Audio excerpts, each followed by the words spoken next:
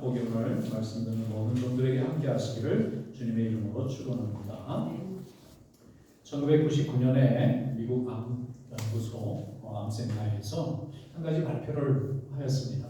그 발표가 뭔가 하면은 하와이로 이민을 오게 된 일본 사람들에 대해서 이렇게 건강 데이터를 조사를 하다 보니까 다른 민족에 비해서 대장암을 갖게 되는 그 확률이 3.5배가 더 많더라는 거예요.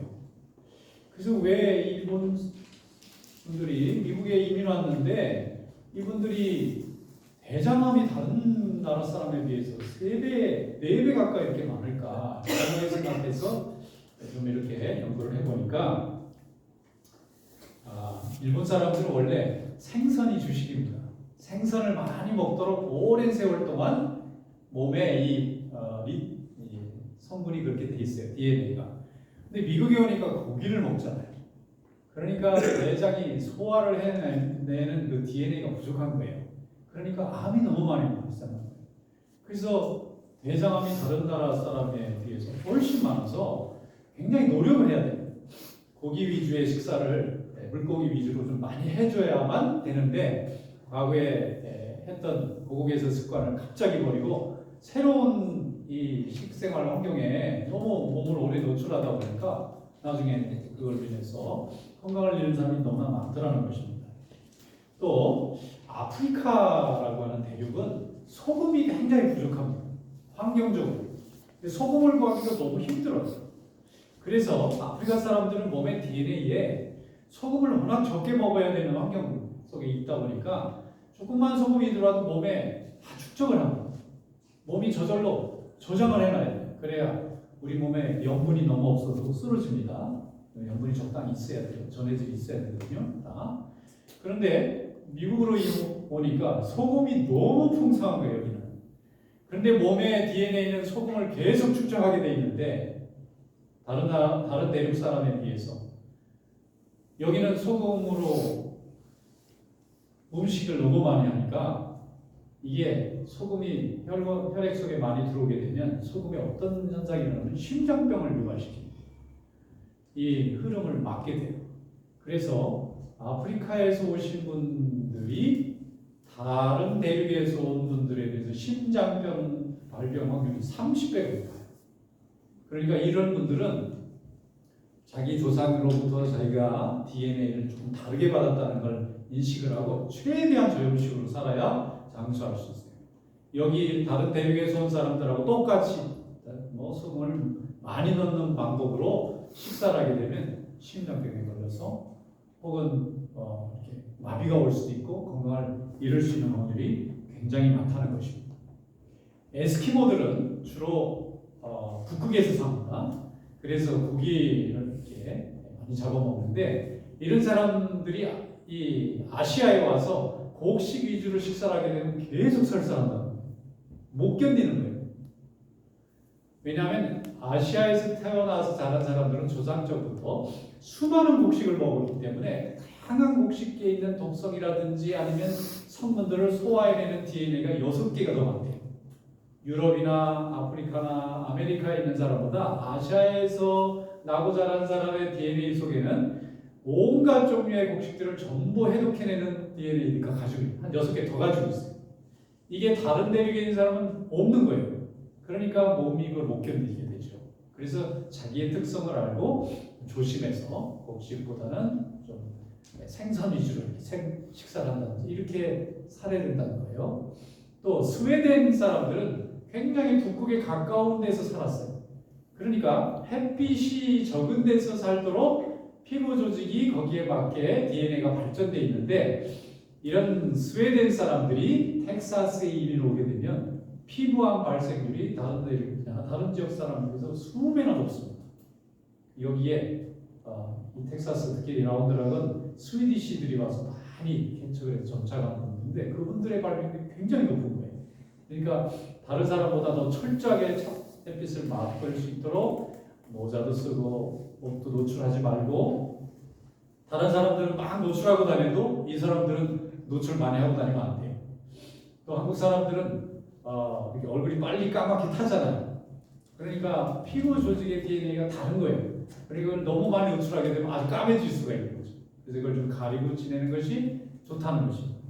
이와 같이 이렇게 새로운 환경으로 오게 되면 우리 몸이 저절로 과거의 환경에서 오랜 세월 동안 그런 환경에서 자기 몸을 보호하기 위해서 피부나 내장이나 아니면 모든 신체 조직이 방어를 하고 있는데 새로운 곳에 오면은 이 방어하던 것과는 다른 환경 속에 있기 때문에 그걸 적응해서 편안해지려면 2대나 3대는 지나야 그때부터 괜찮아집니다. 우리 몸이 그렇게 변화에 적응하지 못하면 어려워진다는 거죠.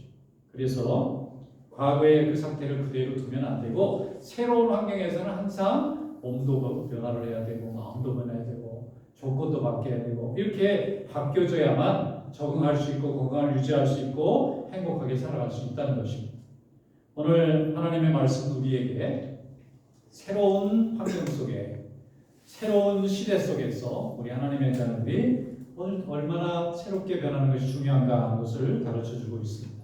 우리 다 같이 오늘 주시는 하나님의 말씀 함께 읽어보겠습니다. 에베소서 4장 21절부터 24절 말씀 오늘 주신 말씀으로 믿고 우리 다 함께 읽어보도록 하겠습니다. 진리가 예수 안에 있는 것 같이 너희가 참으로 그에게서 듣고 또한 그 안에서 가르침을 받았을진데 너희는 목의 욕심을 따라 썩어가는 구습을 따르는 옛사람을 벗어버리고 오직 너희의 심령이 새롭게 되고 하나님을 따라 의와 진리의 거룩함을 지으심을 받은 새 사람을 이루라. 아멘. 에베소 교회는 고대 에베소라고 하는 도시에서 생긴 교회입니다. 근데 에베소라고 하는 도시는 굉장히 세속 문화가 강했던 음란한 문화의 대표였어요. 에베소 사람 같이 살아라 그러는 게 욕이었다고. 음란하고 그냥 이 퇴폐적이고 막 이런 문화가 많은데 이 항구 도시에다가 동양 서양에서 지나가는 배들이 그곳에 모여가지고 온갖 문화가 막 교차하는 곳이에요. 터키하고 그리스를 바라보는 쪽에 있는 터키 쪽에 있는 도시였던 건데 여기에 이렇게 각 나라에서 오다 보니까 굉장히 이교 문화가 많고 그 다음에 우상 숭배도 많고 정말 타락한 도시의 대표라고 말할 정도로 에베소가 굉장히 이렇게 영적으로 볼 때는 어두웠던 곳입니다. 그런데 놀랍게도 그 안에서 거룩하게 살고자 하는 사람들이 있었던 거예요. 그 안에서도 하나님 앞에 깨끗하게 살고 싶은 사람들이 있었던 겁니다. 그래서 예수를 믿게 되고 거기에 교회가 생기고 나서 나중에 크게 봉하게 되었는데 문제는 예수 믿기 전까지 에베소 교회 교인들이 이교도적인 삶을 살았던 사람들. 그러니까 하루아침에 이걸 다 지우기가 굉장히 어려워서 자기도 모르는 사이에 삶 속에서 과거에 이교도로 살았던 때의 습관이 막 자꾸 나오는 거예요. 교회 안에서도 나오는 거예요. 성도 간에 이 교제 속에서도 자꾸 나타나는 거예요. 이걸로 인해서 고통받는 사람들, 스트레스 받는 사람들, 믿음을 떠나는 사람들, 실족하는 사람들이 자꾸 생겨나는 거예요. 새로 예수 믿는 사람도 중요한데 믿는 사람들이 실족하지 않아야 되겠는데 이들의 이 잘못된 인생관이나 이 버리지 못하는 습관 때문에 새로 예수 믿는 사람들이 자꾸 지장이 되는 것입니다.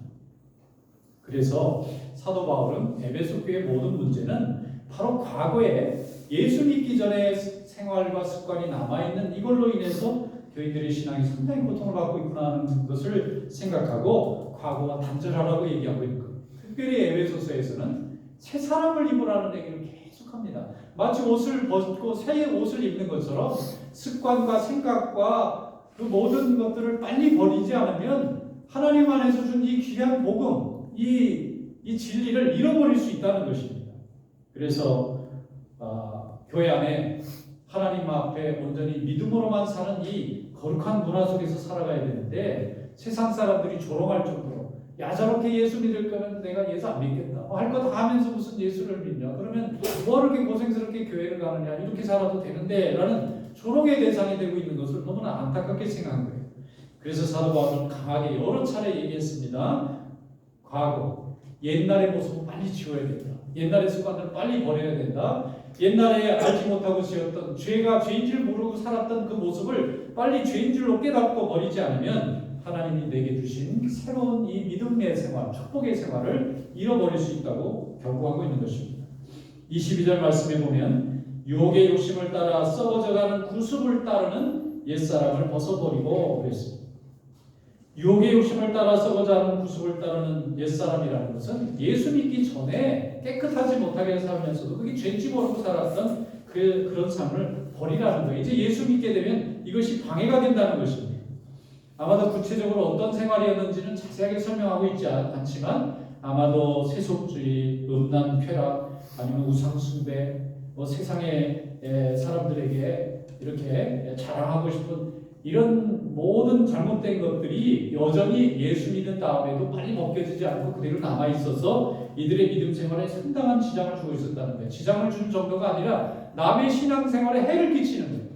나는 자유롭게 예수 믿고 세상에서 하고 싶은 대로 살면서도 교회 와서 예수 믿고 신앙생활에 지장이 없지만 그걸 바라보고 있는 믿음의 형제들이나 심지어는 예수를 좀 믿어볼까 하고 생각하는 사람조차도 이게 저렇게 살 거면 내가 왜 예수를 믿나? 그걸 포기하고 돌아가는 일이 자꾸 나타나기 때문에 내가 하나님 앞에 바로 서지 못하는 데서 끝나지 않고 함께 믿음의 생활하고 있는 형제들을 실족하게 하고 심지어는 예수 믿을 수 있었던 사람조차도 예수 믿으러 오는 길을 막게 되는 요인이 된다는 것을 깨닫고 빨리 버려야 된다.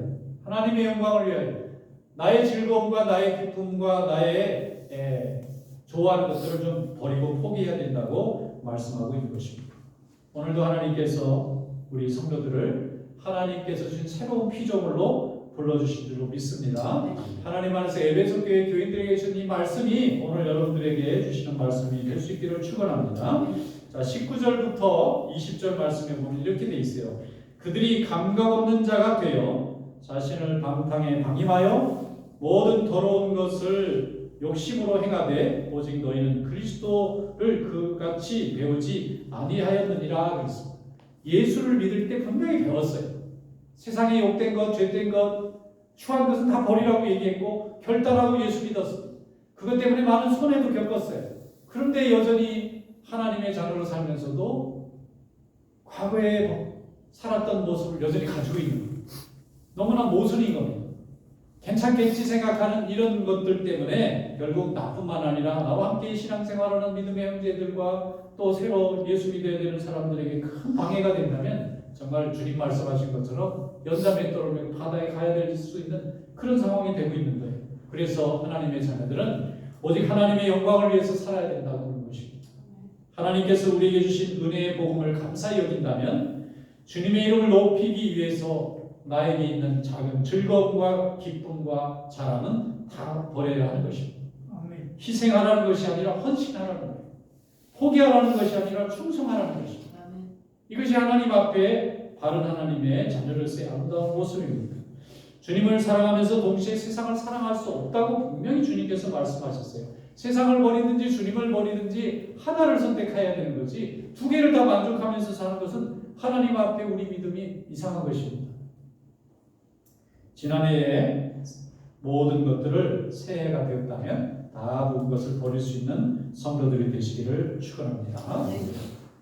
제가 한국 교회에서 한번 이렇게 공부를 해보니까 처음에 한국에 100여 년 전에 한국에 복음을 들고 왔던 선교사님들이 열심히 복음을 전해서 많은 사람들이 예수를 믿은 거예요. 많은 사람들이 교회 교인이 되었어요. 근데 그들을 가만히 관찰하다 보니까 좀 이상한 점이 있는 거예요. 다른 건 다 이해가 되는데 술만 먹으면 한국 사람들은 이상해지는 거예요. 술만 먹으면.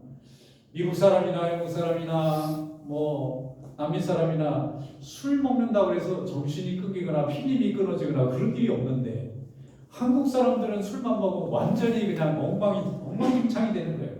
막 의식이 없어질 정도로 아니 술이라는 게 음식인데 먹고 어느 정도 그냥 끝나야 되는데 술을 먹으면 의식이 끊길 때까지 2번, 3번, 4번 그래야 끝나는 이상한 문화를 가지고 있어요. 그분들의 눈으로 볼 때 너무 이상한 거예요. 이게. 근데 여기서 끝나지 않고 이게 지장이 되는 거예요. 예수를 믿었는데도 교회에 와서 예배 잘 드리고 예배 끝나고 친구들 만나면 열심히 한 잔씩 마시다 보면 나중에는 저분이 교회 다니나 안 다니나 안 믿겨질 정도로 이상해집니다. 너무 막 추한 모습으로 바뀌는. 그래서 선교사님들이 자꾸 보다 보니까 아, 이거 큰일이다.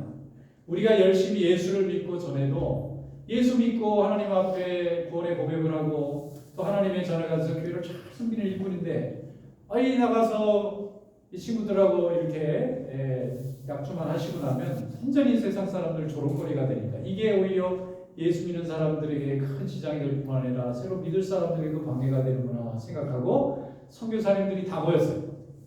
그래서 중요한 결정을 합니다. 다른 나라 교회 교인들에게는 이런 룰을 적용할 필요가 없지만 특별히 이상한 음주 문화를 가지고 있는 이 한국 교인들에게는 금주 금연을 해야 됩니다. 이걸 만약에 하지 않고 먹고 마시는 걸 그대로 다 허용하고 저들이 하는 대로 놔둔 채로 교회를 믿게 하면 처음에 믿은 사람들 때문에 나중에 믿는 사람들이 다 길이 막힌다. 그러면 우리 선교사님들부터 금주 금연을 해야 됩니다. 그래서 전체 선교사님들이 모여서 결정을 해요. 일단 한국 땅을 밟으면 본인이 영국에 있던 캐나다에 있던 호주에 있던 미국에 있던 술을 좀 드셨거나 와인을 하셨거나 식사 중에 뭐 좀 알코올에 관계된 음식을 자유롭게 먹은 분이라도 일단 한국 땅에 일단 들어오고 일체 입에 술을 대지 않는다. 이건 선교사님들이 원래 자기들 나라에서는 뭐 음식 할 때 와인도 드시고 그 음식으로 먹는 거예요. 이분들에게 아무 문제가 될 게 없는데 한국에서 선교사님들이 와인 드신다는 의미는 온 교회들이 다 막걸리 먹어도 되도록 허락하는 거랑 똑같아지는 거예요. 안 되는 거예요. 그래서 그러면 하나님의 영광을 위해서 음식 중에 참 몸에 좋고 또 어떤 사람은 즐길 수 있겠지만 교인들이 보고 그것이 전혀 다른 방향으로 해석이 되는 음식이라면 이것은 우리의 즐거움을 포기하는 것이 맞다. 그래서 선교사님들이 술을 완전히 안 먹기로 결정을 합니다. 이게 한국교회 전통이 된 거예요. 그래서 한국교회 교인들은 나중에는 술을 안 먹으면 믿음이 없다 이렇게까지 얘기하는 분이 있지만 원래 시작은 이렇게 시작합니다. 그래서 우리가 우리의 믿음을 위해서 믿지 않는 사람들하고 구별되기 위해서 믿는 사람들이 하나님의 교회에 깨끗한 모습으로 사람들의 삶에 이런 변화가 있다는 것을 전도하기 위해서 스스로 결정하고 스스로 묶인 거예요. 그래서 자기가 스스로 결정한 걸 자기가 못 지키는 게 부끄러운 거지 음식 자체가 무슨 가치가 있거나 거기에 무슨 특별한 의미가 있는 것은 아니에요. 그로 인해서 한국교회가 그때부터 엄청난 부흥의 역사가 일어납니다. 왠 줄 아세요? 교회 다니는 분은 술, 담배 다 끊어요. 그리고 깨끗해요. 일단 사람이 정신이 온전하잖아요. 실수할 일이 별로 없어요. 자기가 말한 대로 약속 다 지켜요. 그러니까 많은 부인들이 야 우리 남편도 예수 믿으면 우리 가정이 이 혼란과 고통에서 벗어나겠더라고. 전부 남편 밀고 땅 밀고 그래서 다 예수 믿고 이렇게 돼서 한국교회가 크게 부흥하게 된 거예요. 그 중요한 한 가지를 버렸더니 하나님이 큰 축복으로 채워주신 거고 백성들의 정신이 온전해지니까 나라도 온전해진 겁니다. 다 몽롱하게 취해 있었어요. 왜 그랬을까요? 한국은 고통이 많은 민족이니까 억울한 일이 너무 많으니까 사람들이 술에 의지해서 그냥 엉망으로 되고 함부로 험한 말을 해도 다 이해해주는 문화였어요. 그래도 괜찮은 줄 알았어요. 그렇게 해서 그래도 스트레스를 푸는 줄 알았어요. 그런데 예수를 믿고 보니까 그거는 패한 사람들의 습관인 거예요. 소망이 없는 사람들의 습관인 거예요. 잃어버린 사람들의 습관인 거예요. 하나님은 모든 것을 우리에게 주셨는데 하나님이 주신 축복을 지키려면 온전해야 되잖아요. 정신도 온전하고 생활도 온전하고. 그래서 하나님이 우리 백성들에게 복을 내려주시고 그 힘으로 하나님이 나라도 복을 주시고 이제는 각 나라의 세계에 다니면서 복음을 전할 수 있도록 우리 민족을 하나님께서 축복해 주신 줄로 믿습니다. 하나님 안에서 내 습관을 다 버리시기를 축원합니다. 하나님의 일에 지장이 되는 일, 예배 드리는 일에 지장이 되는 일, 하나님의 나라를 섬기는 일에 지장이 되는 일을 잘 버리세요. 그럼 하나님이 갑절로 더 좋은 습관을 주십니다. 그걸 위해서 행복해지게 만들고 그걸로 인해서 건강하게 만드세요. 하나님은 틀림없는 분입니다. 하나님은 복을 우리에게 만들어 주시는 분이에요. 그런데 우리가 과거에 조그만 즐거움을 버리지 못하고 붙들고 있으면 하나님이 큰 복을 내려주시고 싶은데 그릇을 안 만들어 놓으니까 채워줄 수가 없는 거예요. 그래서 과거에 잘못된 습관 때문에 다 잃어버리고 있는데도 그걸 받지 못하고 있는 것입니다. 그래서 오늘 에베소서를 통해서 주님께서 우리에게 과거에 우리의 옛사람을 다 버리라고 하는 것입니다. 마음에서 다 떨쳐버려야 됩니다. 그러면 하나님께서 우리에게 새로운 믿음과 새로운 은혜를 더해주실 줄 믿습니다. 우리가 결혼해서 자녀가 없을 때는 자유롭게 영화도 보고 여행도 다니고 친구도 만나고 뭐 하고 싶은 거 다 합니다. 근데 자녀가 태어나면 어떻게 되죠? 다 포기해야 돼요. 영화관 가는 것도 다 포기해야 됩니다.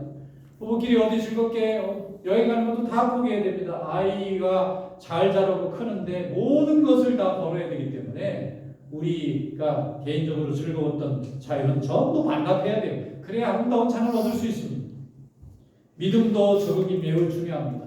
하나님이 새로운 사명을 주시고 새로운 환경에 우리를 던져주셨다면 우리에게 새로운 미션이 생긴 것입니다. 이 일을 감당하기 위해서 과거에 가지고 있던 생각이나 즐거움들은 다 내려놔야 됩니다. 하나님이 우리에게 주신 새로운 길을 열어가야 됩니다.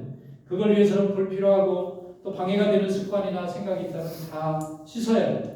그러면 하나님이 우리에게 더 큰 열매와 축복으로 채워주실 줄로 믿습니다. 에베소서 4장 28절에 말씀했습니다. 도둑질하는 자는 다시 도둑질하지 말고 돌이켜 가난한 자에게 구제할 수 있도록 자기 손으로 수고하여 선한 일을 하라. 이게 에베소 교회의 일면을 볼 수 있는 힌트예요. 아니 교회에 와서 예수 믿었는데도 도둑질하는 버릇이 있었다는 얘기잖아요. 예배 드리는데 교인들 백 싹 가져가면 어떡하라는 거예요. 아니 교인들이 서로 교제하고 있는데 집에서 물건이 싹 없어지면 어떡하라는 거예요. 이런 일이 막 생겨났던 거예요. 그 안에. 그런데 이 사람들은 죄책감 없이 살았던 겁니다. 과거에 그렇게 살았으니까. 그래도 나쁘다고 하지 않고 오히려 실력 있다고 칭찬해 줬으니까. 이런 습관들이 교회 안에까지 오니까 교인들이 고통받는 거예요. 그런데 사도 바울은 얼마나 멋있게 얼마나 드라마틱하게 고면합니까? 여러분 그 손으로 남 도둑질하는 일을 했다면 이제는 다른 사람을 도와주기 위해서 구제하기 위해서 그 손으로 힘써 수고하라는 거예요. 같은 손이지만 손의 방향이 달라졌어요. 자기 입으로 들어가려고 훔쳤는데 이제는 다른 사람을 먹이기 위해서 내 손으로 수고하라는 거예요. 이것이 하나님의 복음이 우리에게 주는 은혜입니다. 이것이 기쁜 소식이 아니겠습니까? 그래서 하나님께서 이 복음을 통해서 에베소 교회를 공면하고 위로하셨을 때에 저들이 회개하고 변화받아서 에베소 교회는 그 후에 많은 축복을 받고 많은 사람들이 복음을 전하는 하나님이 그 시대에 쓰시는 귀한 일꾼의 교회가 된 줄로 믿습니다.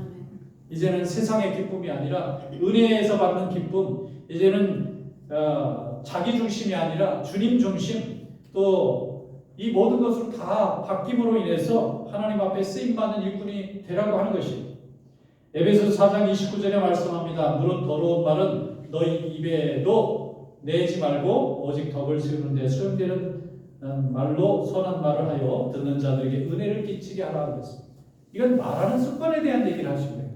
입만 열면 예수 믿기 전에 독한 말, 추한 말, 음란한 말 이런 말이 자꾸 쏟아져 나오는 거예요. 이래가지고는 사람들이 도무지 은혜 받을 수가 없고 그런 사람의 모습을 보고는 내가 굳이 내가 바꿔야 될 이유를 못 발견하는 거예요.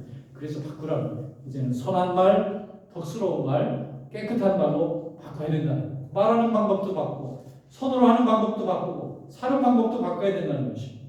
그 말과 그 말의 표현 속에 그 사람의 관심이 있는 거예요.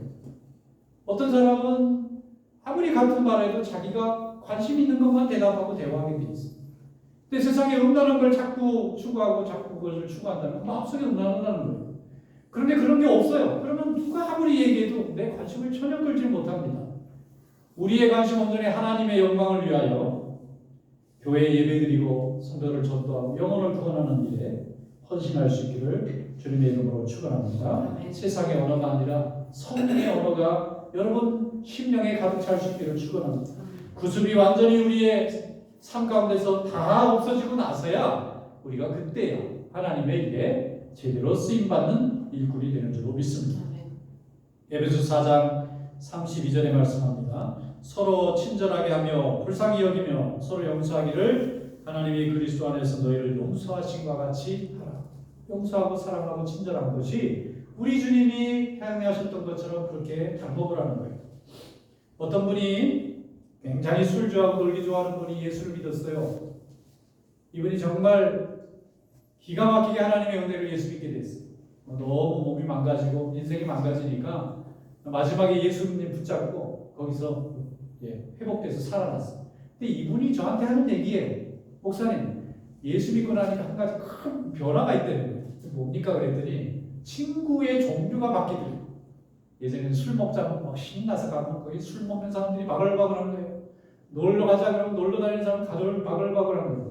아 그런데 그런 사람들이 그냥 관심이 없어지니까 전부 기도하기 좋아하는 친구들, 또 교회 봉사하기 좋아하는 친구들, 가정을 중심으로 이렇게 깨끗하게 살기를 좋아하는 사람들, 이런 사람들이 자꾸 친구가 되더라는 거에서 참 좋습니다. 그 얘기. 하나님 앞에 우리의 믿음이 진심이라면 우리의 삶은 반드시 달라지게 되어 있어요. 안 달라졌다는 것은 아직 뭔가 안 달라진 내용이 있기 때문에 안 달라지고 있는 거예요. 우리가 하나님 앞에 진정으로 바뀌었다면 하나님 앞에서 우리의 내용도 결과도 바뀌게 될 줄로 믿습니다. 에베소서 5장 8절로 9절에 말씀합니다. 너희가 전에는 어두움이더니 이제는 주 안에서 빛이라. 빛의 자녀들처럼 행하라. 빛의 열매는 모든 착함과 의로움과 진실함에 있느니라. 오늘 이 말씀을 통해서 주님 안에서 거룩하고 아름다운 모습으로 변화되는 귀한 성도들이 되시기를 주님의 이름으로 축원합니다. 기도하겠습니다.